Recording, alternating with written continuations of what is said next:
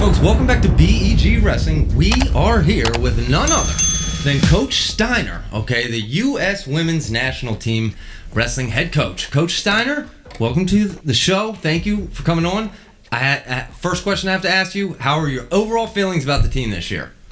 I think we have a very strong team, right? I mean, we have a mix of some veterans that have been there numerous times before, and then we have some young ones, but very talented group of young athletes, right? So I feel very good about this team. I think that the U.S. is in a position right now that whoever we put on a world team or an Olympic team is ready to do some damage, right, and come home with some hardware. So I feel no different about this team. I think that we have great expectations for Paris, and I think we do as a program and a country. I think, but I also think the athletes have very high expectations and are looking forward to going over there and not just being a participant. Right? Yeah, no, absolutely. So here we are. I want to ask regarding how we got to this point. I mean, we have Amit Allure and Kennedy Blaze, both two 20-year-olds here. Right. So there's a wide variety of age ranges here. Is there any difference in maybe your coaching style or technique and approach in regards to just the age variance? Well, I just think with them, you got to make sure you're covering all the bases, right? Because things are new, and I think, for some of the other ones, as you prepare for the Olympic Games, the Olympic Games are a whole different animal from just a standpoint of just the logistics, right? Mm-hmm. And how we go about each day, because we're spread out over 7 days of competition, right, with the athletes. So we have one athlete starting each day. So that alone causes some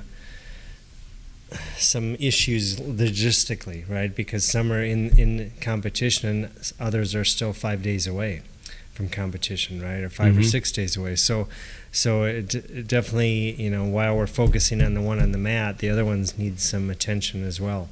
And so just the little things like that. Going into Olympic Games, there's so much hype and there's so many distractions that can come into play. So we're trying to get ahead of that right now with them. We have a meeting actually tomorrow where we're going to sit and talk about a lot of these things, that how to manage it, right? And what to, don't hide it. There's stress coming, right? But let's manage that stress and know how to deal with it, right? Whether it's from, media, whether it's from family that are going to be there watching you and they're going to want some of your time, right? And they should have some of it, but let's make sure we're managing it to a sizable amount, right, that we can handle. And so there's all those different things. So we'll definitely get down to the nitty-gritty with all of the athletes, just to touch base again, make sure they have a good plan going in, and once we're through that, then I think the athletes they know how to do their job, right? I think it's just the things off the mat and making sure we're doing a good job of managing that. And I think that's fascinating that's what your response is, because I think everyone initially thinks on the mat. And I mean, obviously, you've been through this, 4 medals in 2020 Tokyo Olympics. Mm-hmm. That routine, and I mean, you just bring up a fascinating point to me, all the challenges off the mat that you can foresee going into Paris. I mean, would that schedule be the most difficult thing, or maybe there are some other things that Well, the thing is, even for the ones that this is their second Olympic team, like Kayla Miracle, Sarah Hildebrandt, this Olympics will be a lot different than Tokyo. Right? Remember, Tokyo was a COVID Olympics, and we were completely sequestered going in. Before the Olympics, in our acclimation camp, we were sequestered.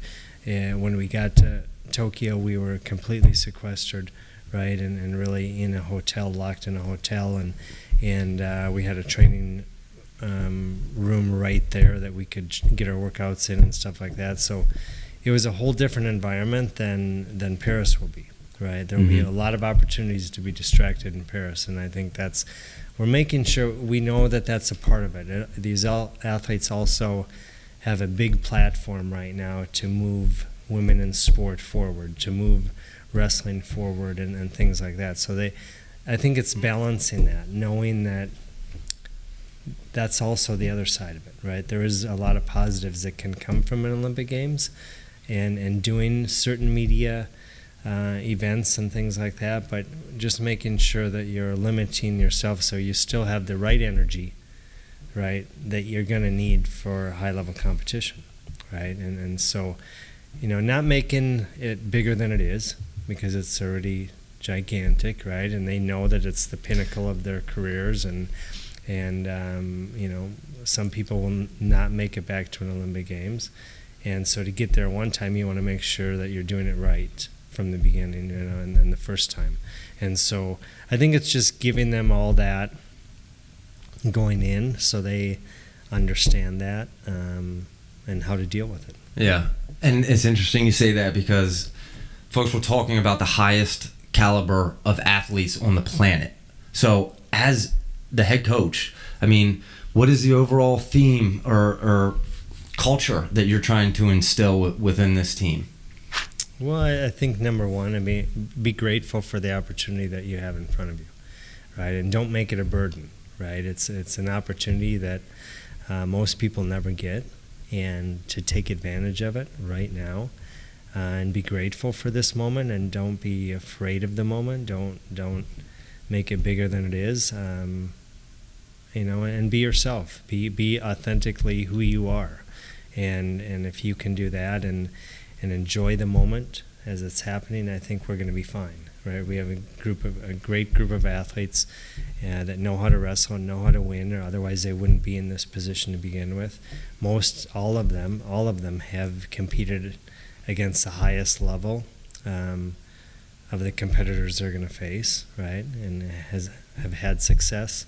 So it's nothing about that. It's more just making sure we stay in the moment, right? Mm-hmm. That we stay in the moment and take care of business as it comes to us, and not get too far ahead of ourselves, not let things distract us, from yesterday or the day before, not put ourselves in situations that we don't want to be in, right? Even in media interviews and things like that, making sure that they can direct the questions to what the topics they want to talk about, and not be steered to topics maybe they have no familiarity with, or can be put on the spot. So making sure they know how to steer those conversations where they want to steer them. That's things like that.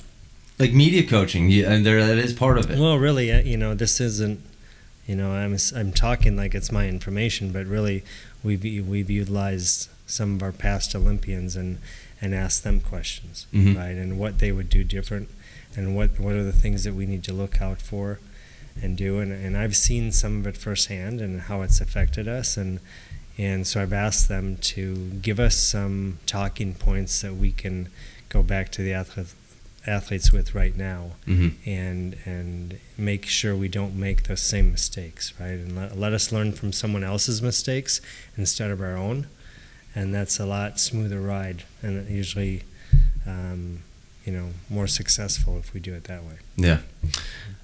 Coach, is there anything on the surface, at least up to this point, now we haven't competed yet, but and obviously 2020 was COVID, so that was very different, but any other big differences, maybe in the whole sport of wrestling? Because my next question is where women's wrestling is going from here.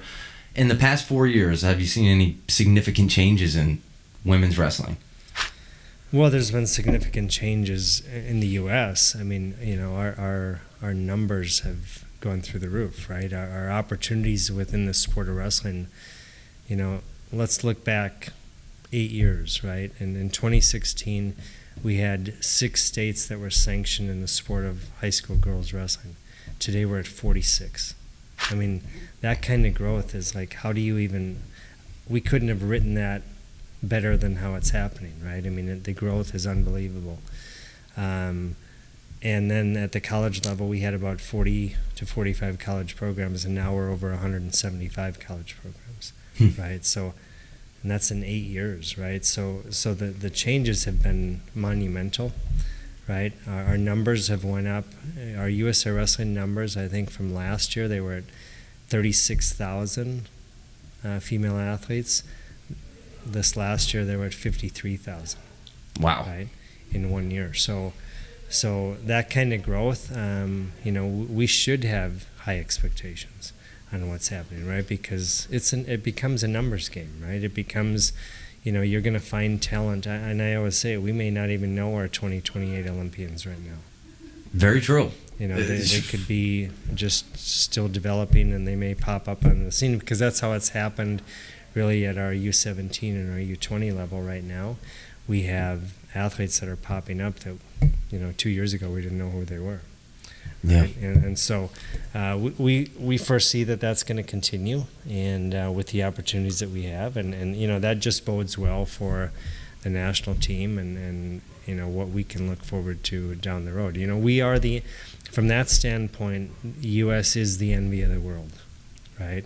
Nobody has their athletic opportunities tied to their academic institutions, right? Most countries have a city club that the kids go to, but it's not tied to their high school. It's not tied to their junior high, right? And it's definitely not tied to their college programs. Most countries operate with that kind of a system, which it's worked for years, and it works for countries, but they all envy what we have, right? Where our athletics are tied to our academic institutions, and because there you can really grow numbers, right? Yeah. Because the opportunity is right front and center, and it's a part of the learning of that institution, right? Yeah. As a sport. So from that standpoint, we've had unbelievable growth, and I do think, and I've said it for years, there will come a time when I believe that the U.S. dominates the world of women's wrestling.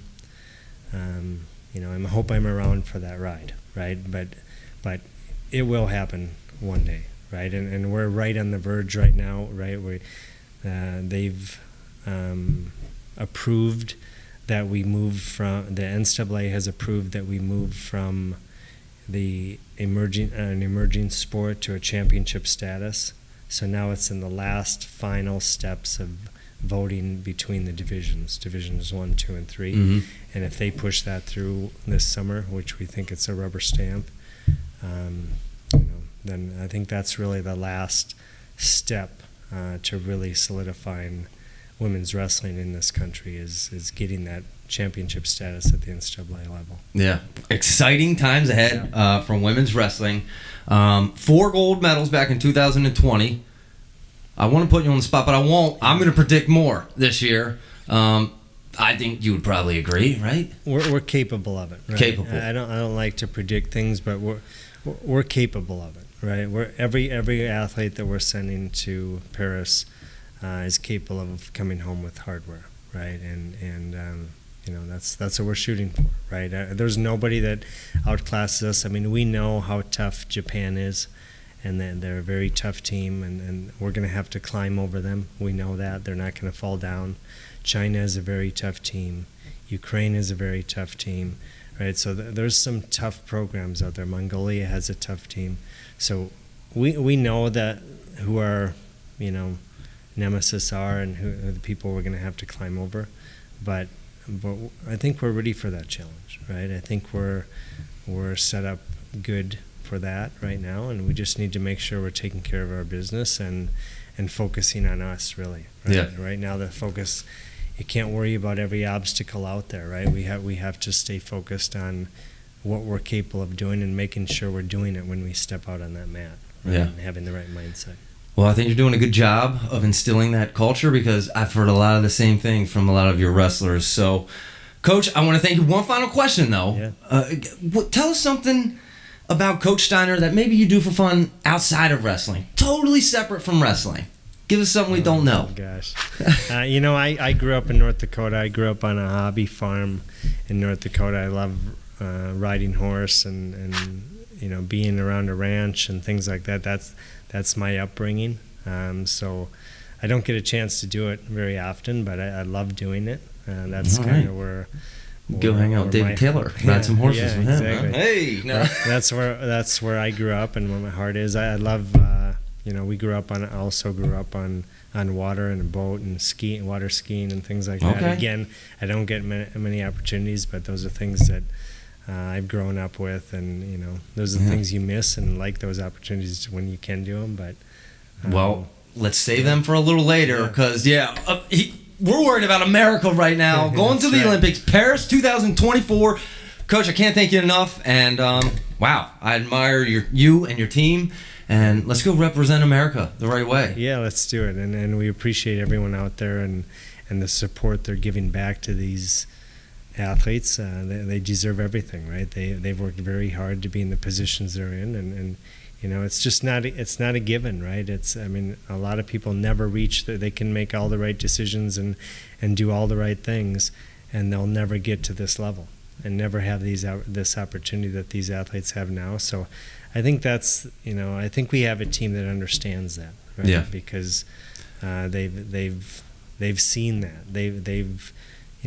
They've seen their best friends and some of the people around them that maybe done all the right things, but just are not going to make it to the Olympic Games, right? And so I think it's helping them appreciate this opportunity and be grateful for this opportunity, and let's go do our job and make America proud. Make America proud. Grateful for the opportunity, but let's go take advantage of it. Coach, thank you so much. Appreciate your time. Absolutely. Thanks.